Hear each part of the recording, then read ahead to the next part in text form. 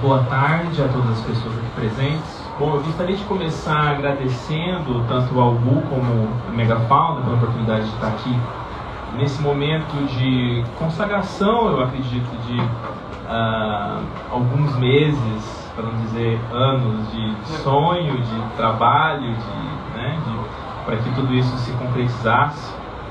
E pra gente, pra mim em particular, esse é um motivo de muita alegria poder estar aqui com vocês hoje, com o Malcolm, superando uma série de fraturas que esse livro traz, o diagnóstico, promovendo vínculos e alianças entre grupos diversos, né, que envolvem desde ativistas climáticos e antirracistas, academia e também formuladores de políticas públicas que tratam de questões ambientais e de igualdade racial. A gente tem visto nessas últimas semanas como que o público composto de fóruns como esse consegue agregar essa diversidade, né?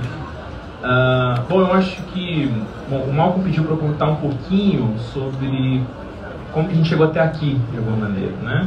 Eu pude conhecer o Malcolm enquanto eu fazia o estágio sanduíche na França, em Paris.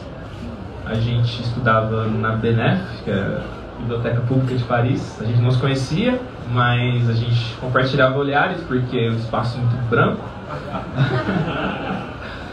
E para mim foi com muita alegria quando depois eu soube que o Malcolm também trabalha com questões ecológicas nessa interface com questões de ordem colonial e racial.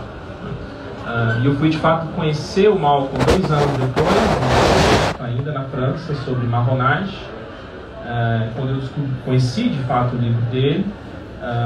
E desde então a gente começou trocas de e-mail e não foi nem um pouco difícil, né, convencer a UBU de abraçar esse projeto, e abraçou de uma maneira primorosa, né, assim, toda a equipe da UBU, a Florência aqui, a Maria, que de fato fizeram um trabalho belíssimo de tradução, um texto difícil de ser trabalhado. O Malcolm tem uma escrita poética instigante, então tiveram uma série de percalços nesse momento de tradução, e agora também na disseminação do livro, né? Eu acho que a gente está diante de um trabalho crítico no sentido de decisivo, diante das questões que ele nos coloca, e eu tenho certeza que o que a gente já está vendo, ele tem potencial de mudar a conversa daqui para frente sobre a interface entre questões de ordem ecológica e questões raciais e coloniais. Eu sou antropólogo. Para nós que viemos da antropologia, não é muita novidade, de um lado, pensar os limites da oposição entre natureza e diante. Também, aqui no Brasil e na América Latina, não é novidade a virada decolonial latino-americana, né? Mas a gente está diante de um livro que, como poucos, conseguiu colocar em conversa essas duas tradições de pensamento e essas duas arenas, né? Esse livro faz isso a partir de um operador analítico chamado a dupla fratura colonial e ambiental. Ou seja, a maneira como tanto a tradição colonial aborda problemas políticos de ordem colonial, né, sem extrair as últimas consequências da crise climática, mas também como a tradição ambientalista, que para o Malcolm se distingue da ecologia, né, o ambientalismo enquanto uma ideologia do habitar colonial, né, como que a tradição ambientalista também possui uma simpatia sem vínculo, que é o conceito que o Malcolm utiliza, com os movimentos antirracistas, anticoloniais, pós-coloniais e decoloniais, né? E esse operador analítico que o Malcolm nos oferece, a dupla fratura, e, de algum modo, respostas para superar essa dupla fratura, aparece no livro a partir de 3 grandes imagens, né? Inclusive, essa é uma questão importante, né? É um livro sobre ecologia, mas que faz do imaginário um problema fundamental para a ecologia, né? Talvez o Malcolm possa, inclusive, falar sobre isso, né? O imaginário se torna aqui um problema de primeira ordem para a ecologia. Pensar a ecologia e produzir políticas de ordem ecológica significa desabilitar imagens, figurações vinculadas a tradições específicas do pensamento, né? No caso do Malcolm, são 3 imaginários que compõem esse livro, 3 embarcações, né? O imaginário da Arca de Noé, o imaginário do navio negreiro e o imaginário do navio mundo. Né? Essas 3 embarcações compõem essa experiência de pensamento para justamente superar a dupla fratura. Né? De um lado, esse imaginário da Arca de Noé, que se atualiza em literatura, filmografia, teoria social, sobre a saída do mundo de alguns poucos escolhidos frente à tempestade, que é a catástrofe climática e ambiental. Esse imaginário da Arca de Noé abre, portanto, uma política do embarque. Pouquíssimos são escolhidos para entrar na arca. Isso se atualiza em políticas de conservação ambiental, parques naturais, uma série de questões de primeira ordem que a gente lida, a gente que trabalha com questões ambientais, e Malcolm nos fornece todo um léxico, uma gramática para trabalhar com essas questões. Do outro lado, na sequência, o navio negreiro e a sua política do desembarque. O navio negreiro, pensado aqui para além de uma embarcação, cria um dispositivo político da modernidade que produz corpos em perda, corpos escravizados, corpos sem mundo. Corpos sem mundo que, por sua vez, está ligado diretamente com a alienação que, particularmente, o Ocidente vive hoje em relação às questões ecológicas. Por isso que, para o Malcolm, reparar esses corpos em perda, escravizados, é um gesto eminentemente ecológico. Não há separação entre restauração ambiental e reparação da escravidão, reparação histórica. E por fim, nessa superação dessa dupla fratura, o Malcolm nos fornece uma terceira embarcação, que é um navio mundo. É um navio mundo que se vincula a uma ecologia do mundo. Perceba que não estamos mais aqui diante de uma ecologia do planeta, uma ecologia dos viventes, nem uma ecologia da Terra, mas é uma ecologia que faz do mundo o seu objeto principal de análise e de ação. Então, acho que essa é a bom, diante desse quadro, eu queria te perguntar, Malcolm, né? Ou seja, por que fazer do mundo, e não da Terra e do planeta, o objeto de uma ecologia?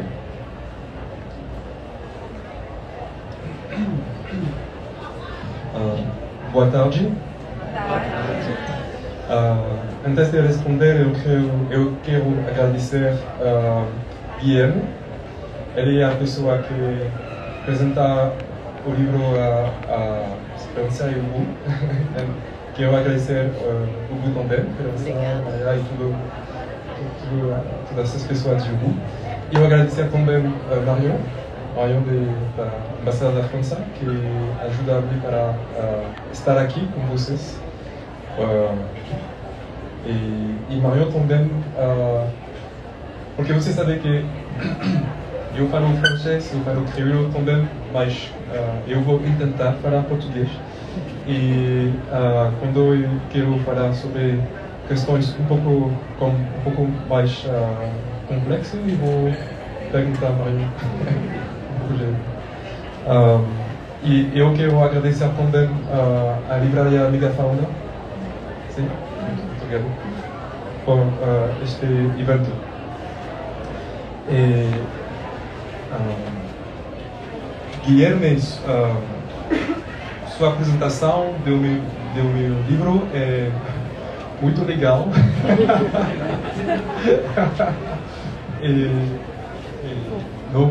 Não posso apresentar mais com você. Mas essa pergunta, por que uma ecologia do mundo e por que não uma ecologia da Terra, é muito importante. Essa dupla fratura uma fratura que vai separar questões, a história da colonização, da escravidão e questões do meio ambiente, de ecologia, é fundamental para compreender ou entender a modernidade hoje. Então, no meu livro, eu tenho uma conversa com as narrativas clássicas ambientalistas, mas também eu quero fazer um pouco mais. Eu tento de ler de novo a história do Caribe, a história da modernidade, como uma superação desta fratura. Eu vou falar um pouco mais sobre isso depois. Então, eu vou contar uma história da colonização também, uma história da modernidade,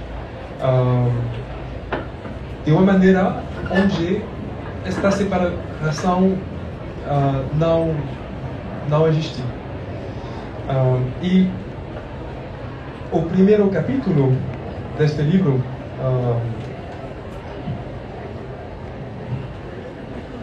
eu vou ler.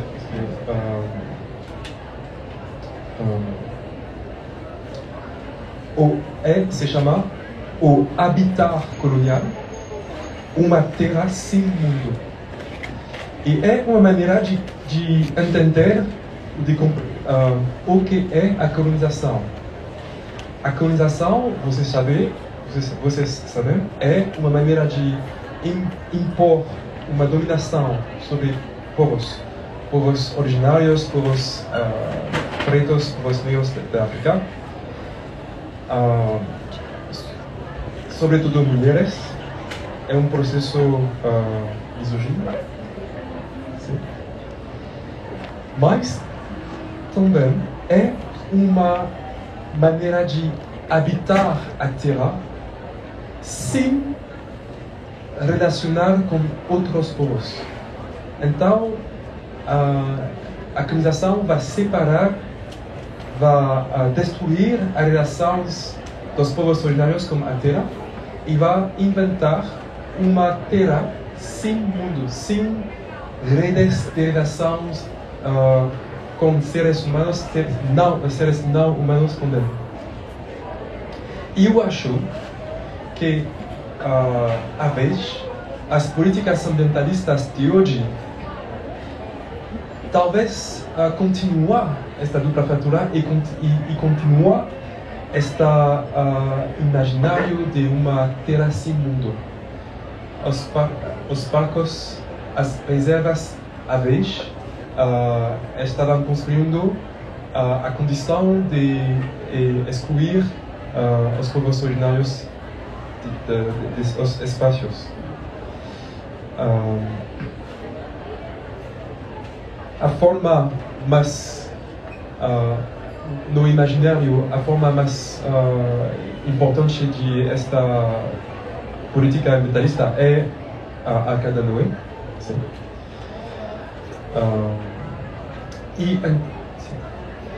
Então, por que uma ecologia do mundo é uma maneira de superar esta dupla fratura e de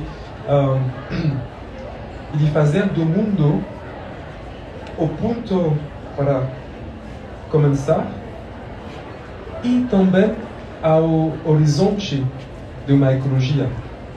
Qual é o horizonte de uma política ambientalista? Se o horizonte é só preservar uma terra, preservar os ecossistemas sem os seres humanos ou os outros seres, é possível de justificar muitas formas de dominação. Então, a proposição de uma ecologia decolonial é pensar juntos a necessidade de preservar as condições de viver na Terra, mas também as histórias, os desejos e as condições do mundo. as demandas de dignidade, de igualdade, de justiça, de liberação dos povos originários, dos povos negros.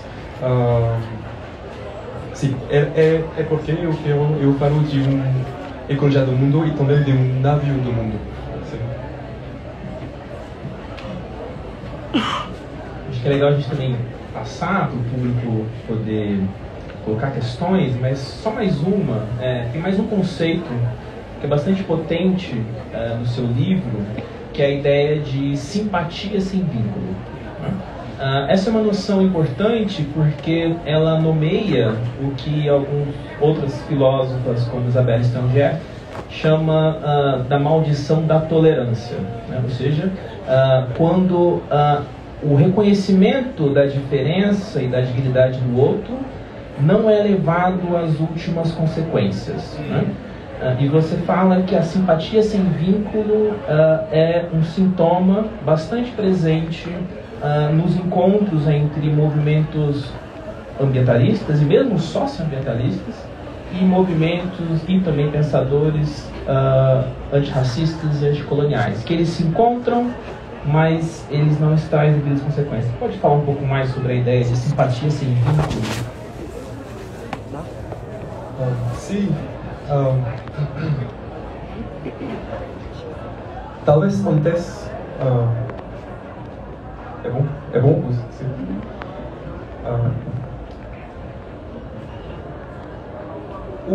Livro tem teorias, tem conceitos, mas livro é também testemunho da experiência da minha vida. E esta dupla fatura e este conceito de uma simpatia sem vínculo são situações que eu experimentei com associações ambientalistas à França. Eu sou da Martinica.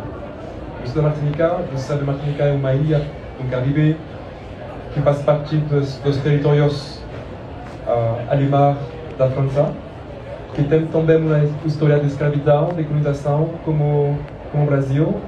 A maior parte da população martinica são negros.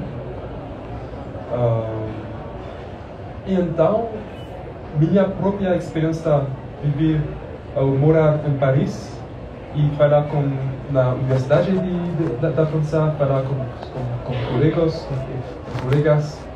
com ativistas, foi uma experiência particular. E muitas vezes eu senti que tem pessoas que vão dizer: tem esta dominação lá, estes povos estão sofrendo lá, sim.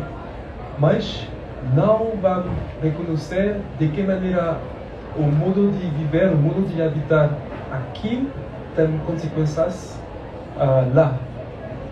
E tem muitos exemplos. Um exemplo é que agora na Martinica a gente tem um problema ecológico muito importante com agrotóxicos.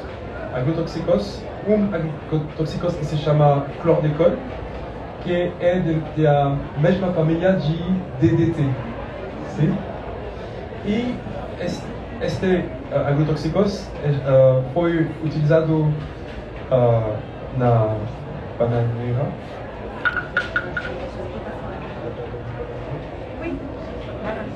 Nas plantações de banana. E 95% da produção da banana da Martinica e da Guadalupe foi para a parte europeia da França. Sim. Então, tem pessoas que vão dizer: os povos da Martinica sofrem por estes agrotóxicos, mas não vai reconhecer que a razão por este sofrimento vem de uma produção que eles estavam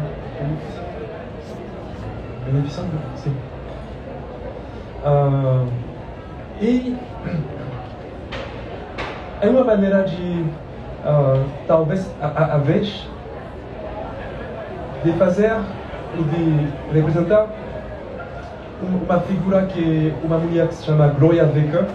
Gloria Wecker é uma mulher dos Países Baixos que escreveu um livro que se chama White Innocence para descrever a atitude dos Países Baixos para a sua própria história de escravidão e de colonização. A atitude de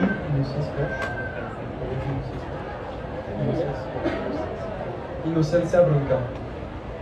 Então, e tem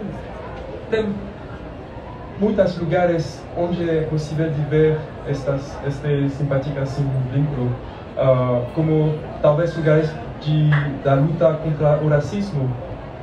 O racismo é... não, eu sou antirracista, sim.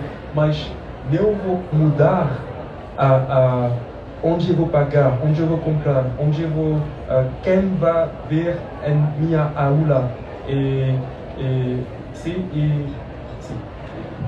Então, eu só quero mostrar este mecanismo também para superar, para fazer uma proposta que é possível. Primeiro, é possível de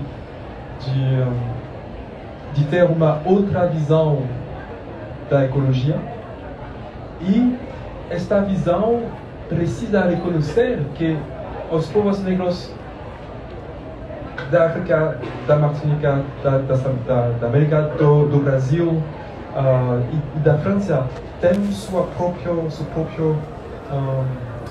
ideia, sua própria capacidade de falar, de participar no mundo, e também os povos originários.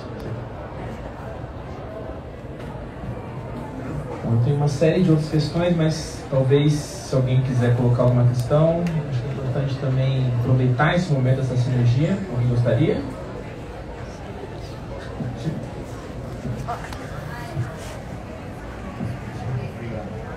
Boa tarde. Eu tive o privilégio de fazer essa edição da capa, a direção da arte. Fiquei muito emocionado com o seu livro. É um grande prazer ter feito esse trabalho em conjunto. E o que fiquei muito curioso é saber sobre as estratégias dessa retomada, dessa regeneração, né, dessas fissuras. Aqui no Brasil a gente tem visto o levantar das vozes de terreiro, né, da Macota Valdina, Tigrá Santana e muitos nomes que propõem essa visão mais integrada da natureza. Eu gostaria de saber da sua formação, porque parece que isso passa um pouco a largo do que da sua escrita. Onde vem a sua formação espiritual? Antes de responder, Rodrigo, por favor, poderia levantar você? E a gente...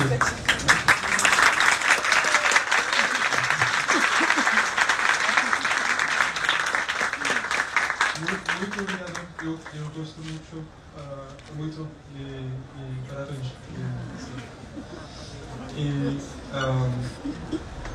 É minha primeira vez no Brasil e já sei que eu quero voltar. E eu quero continuar este caminho para encontrar diferentes maneiras de superar essa luta fatura. E eu acho também que tem uma dimensão espiritual que eu quero continuar, eu quero seguir. E é como dizer, por um lado eu quero mostrar a dominação, a fratura, e por um outro lado eu quero mostrar também caminhos para cuidar, curar e para curar. E como o Guilherme estava falando, eu acho que curar nos corpos não é possível sem também curar a terra, se também curar as relações com a terra, com os seres da terra. Eu acho também que a gente precisa um caminho espiritual também. Então, sim, eu acho que a gente tem que falar um pouco mais, porque eu gosto muito da sua arte. E talvez sua arte também mostrar caminhos para curar. E sim, eu estou muito feliz de falar isso.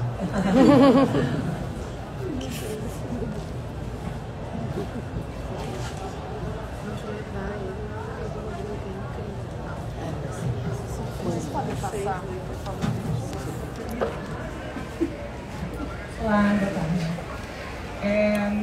No que foi apresentado sobre a obra, eu percebo essa dicotomia entre o individualismo e o coletivismo, né? Então, o individualismo como essa dinâmica colonial que tende a encarnar no indivíduo o poder e também a sua dominação sobre a terra e sobre os outros, e essa transição para uma outra perspectiva, a perspectiva do mundo, onde a gente começa a pensar de uma maneira mais holística e pensar isso de uma maneira engajada no sentido mais profundo mesmo do termo, não apenas a gente pode pensar no ativismo, como há muitas críticas, por exemplo, ao modelo ativista de integrantes de Greenpeace, por exemplo, que vão ter uma ação ecológica, de luta ecológica, mas principalmente como uma necessidade, uma vontade de exposição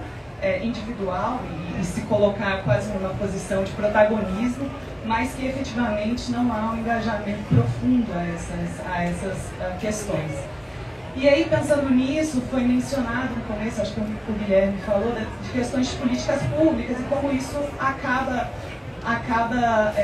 interagindo e fazendo com que isso realmente aconteça. E aí eu fiquei pensando se você vai também na discussão de casos e experiências que isso realmente a gente vê saídas e encontra embarcações para o navio do mundo, né? Porque essa questão a gente até consegue hoje entender de uma maneira intelectual esse processo, mas e na prática?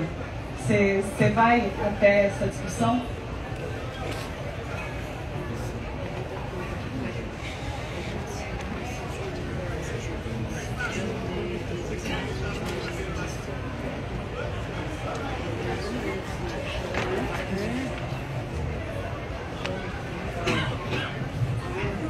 É uma pergunta importante. Primeiro, é importante de reconhecer que o livro faz parte de uma coisa concreta também, que vai também ajudar a participar em uma conversa, em um debate. Neste livro, eu falo de diferentes casos em Haiti, em Puerto Rico, em Martinica, em Guadalupe, que são no Caribe. E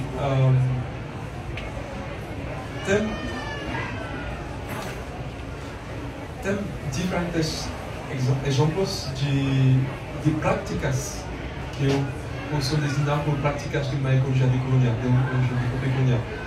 E muitas vezes são práticas dos povos sonoros, práticas dos quilombos, por exemplo, do Brasil, os quilombos também no Guiana. Em Martinica, infelizmente, os quilombos não tem quilombos como tem no Brasil. Mas a ideia do quilombo sempre está lá, na língua também. na maneira de ver, de pensar sua existência na Terra. Até hoje, quando tem marcha, a gente vai, as pessoas vão falar de quilombola, vão falar de... Mas a gente tem uma prática que está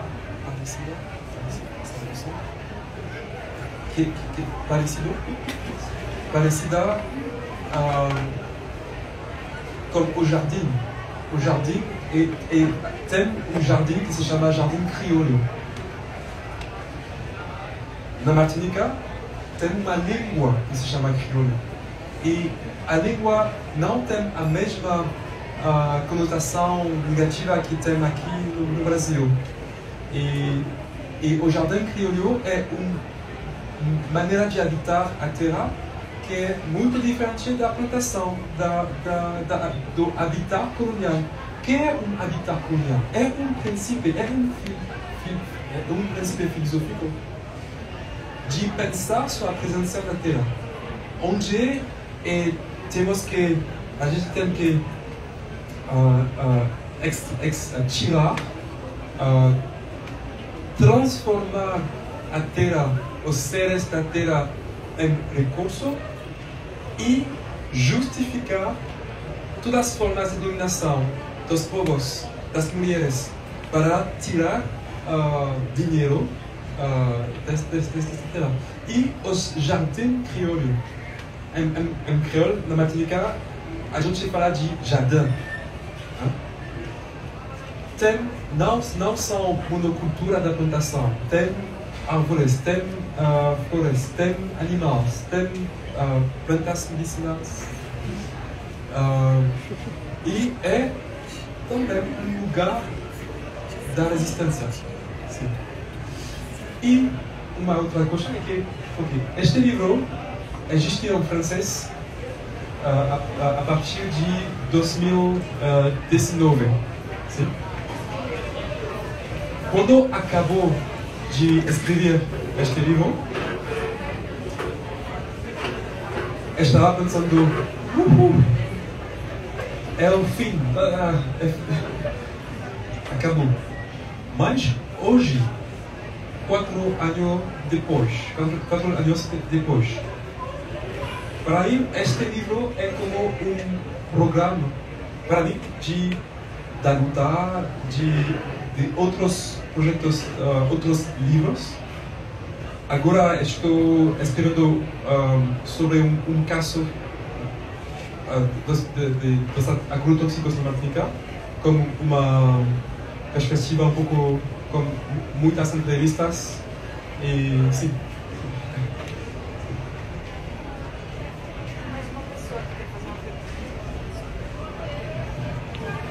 Boa tarde. Meu nome é Jerônimo e eu trabalho no Instituto Chico Mendes, que é o órgão brasileiro que trabalha com as unidades de conservação federais.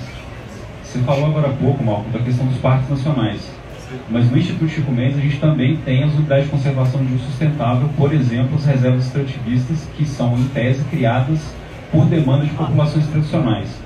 A minha pergunta para você, não sei que familiaridade você tem com a situação do Brasil em relação a isso, mas em que medida essas unidades hoje, e aí assim, descontado esse período de trevas que a gente viveu nos últimos 4 anos aí com o mandatário, que felizmente não é mais mandatário, nosso ex-presidente, mas em que medida essa nossa política pública de reservas extrativistas, tem reserva de desenvolvimento sustentável também, ela contribui para esse cuidado com o mundo de fato no Brasil, é uma espécie de salvo-conduto para a gente continuar com uma política de descuido com o mundo, sabe?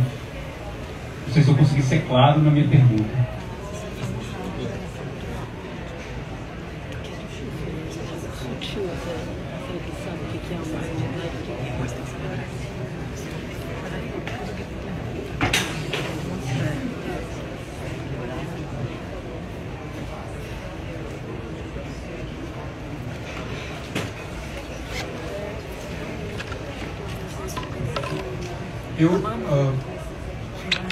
Obrigado pela sua pergunta.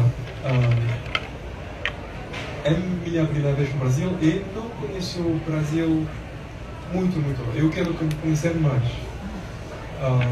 E também é verdade que tem reservas que estão criadas depois.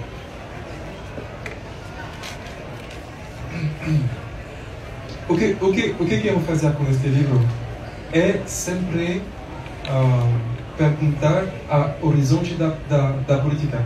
É verdade que tem povos que precisam condição de dignidade, condição um território onde viver.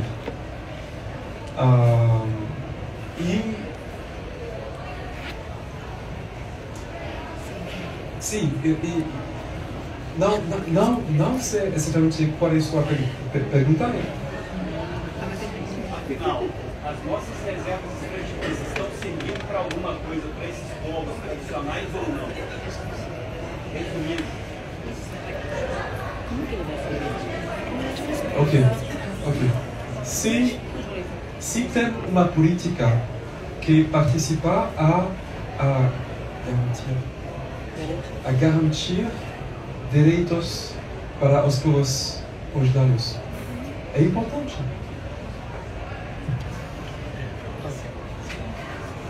Eu posso pegar carona na questão que foi colocada, né? Porque de fato, muito boa a sua questão, eu acho também, porque de fato o livro do Malcolm, né, o seu livro, ele abre um programa de pesquisas, né, justamente para demonstrar como que o ambientalismo não é algo homogêneo e único, existem tradições, e abre um programa de pesquisa para se fazer genealogias do pensamento ambientalista, né?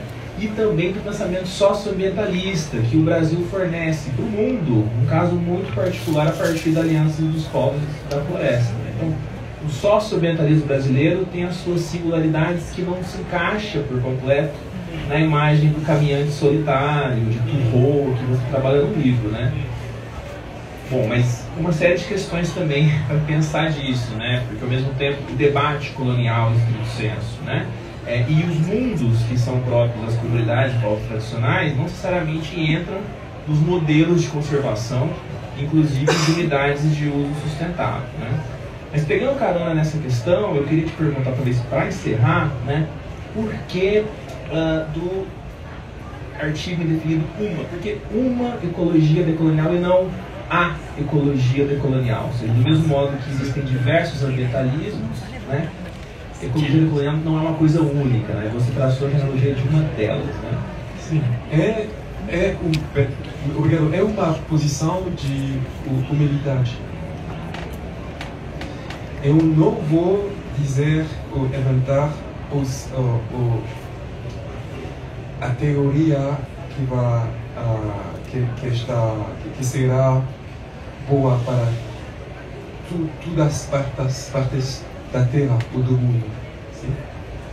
É uma posição de humildade de onde eu sou da Martinica, do Caribe, e é uma maneira de dizer que tem diferentes maneiras de pensar a decolonialidade. Não é a mesma forma no Caribe, no Brasil, no Senegal, na África, na Indonésia, no Pacífico também. E tem mais e mais muitos livros que vão utilizar este caminho de ecologias decoloniais, porque não quero reproduzir o intento universalista de uma política ambientalista colonial. Sim.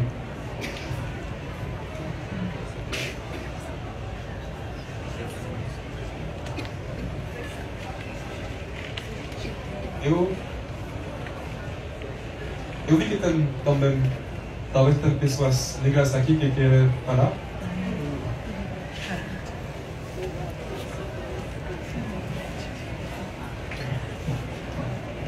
Eu estou um pouco rouca, mas o que eu gostaria de dizer, né, sobre esse livro, ainda não li, quero ter a oportunidade de fazer, mas a formação econômica do Brasil, ela vem exatamente da exploração, né, do povo preto e da terra, né? Logo, a nossa conexão espiritual com essa terra, ela é destruída e totalmente danificada, né?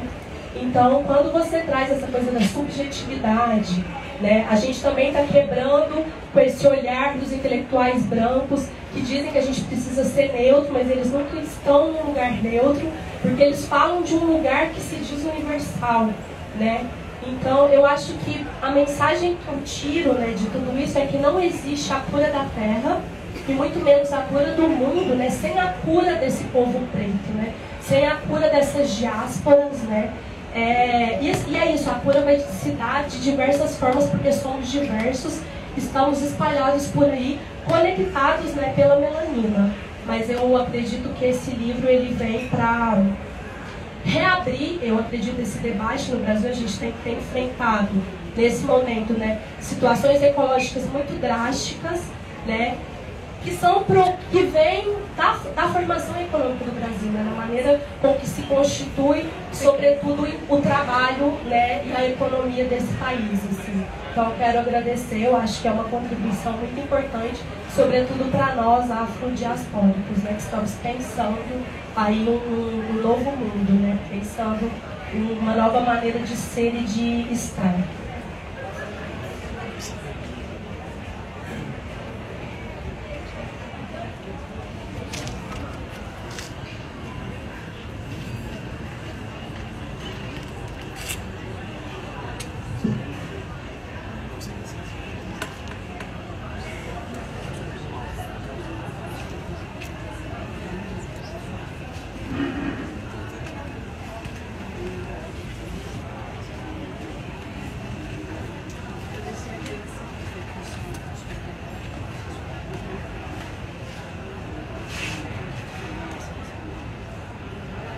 Muito obrigado pela sua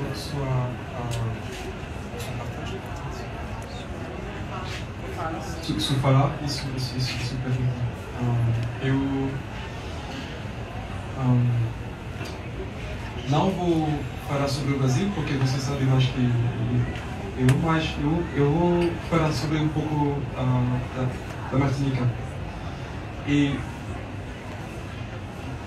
a língua, a maneira com que a gente vai falar é muito importante para mim. Então, é verdade que eu venho de um povo africano, de Martinica, de uma ilha que talvez até hoje está colonizada por França. Mas talvez é também uma ilha malunguista, e eu prefiro que eu vou falar de não de uma relação que está completamente destruída, mas de uma história da resistência e uma história da vitória. Minha presença hoje na França, a presença das populações negras, da Martinica, é uma humilhação para a ubris francesa. Ubris. Para a ubris francesa. Ok, você tem que traduzir, porque eu vou falar um pouquinho em francês. Le fait même qu'on soit là, ici, est un rappel aux volontés coloniales historiques de leur défaite. A nossa própria existência hoje é uma lembrança para as nações colonistas do fracasso deles. Et ma seule présence avec qui je suis va perturber un imaginaire colonial qui existe encore dans différents espaces a minha existência, a minha presença e o que eu sou vai perturbar o imaginário colonizado. Então, muito obrigado pela sua presença hoje.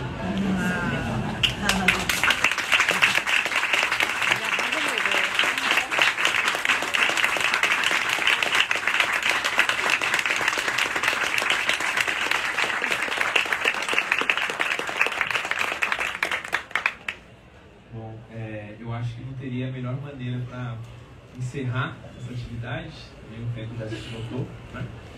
E agradecer, Malcolm, mais uma vez pelo livro, parabenizar.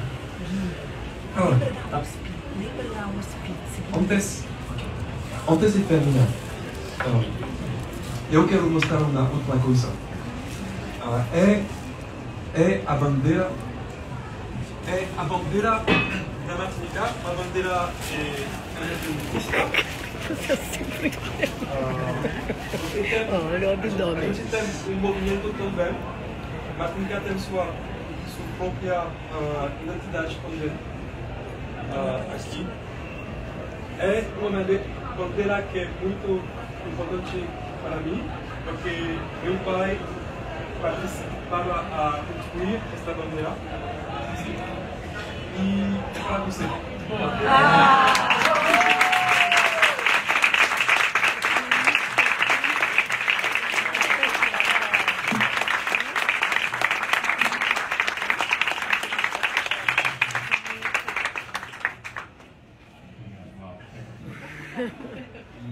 Bom, a Maria lembrou, segunda-feira nós teremos 3 atividades na USP, ainda em torno do livro do Malcolm, né? Um fórum do livro, 2 mesas, uma às 10 da manhã, outra às 2 da tarde, onde a gente vai discutir capítulo por capítulo o livro do Malcolm, né?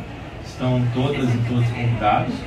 E às 5 horas a gente encerra com um encontro que para a gente foi pensado com muita alegria, que é uma confluência do Malcolm com o Antônio Bispo, que é um pensador e escritor quilombola, que vai ser um encontro belíssimo e todas estão convidadas também.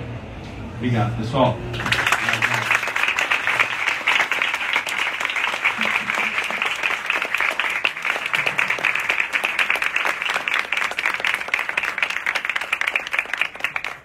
Gente, queria só avisar que eu vou rapidamente organizar o espaço para o autor poder assinar.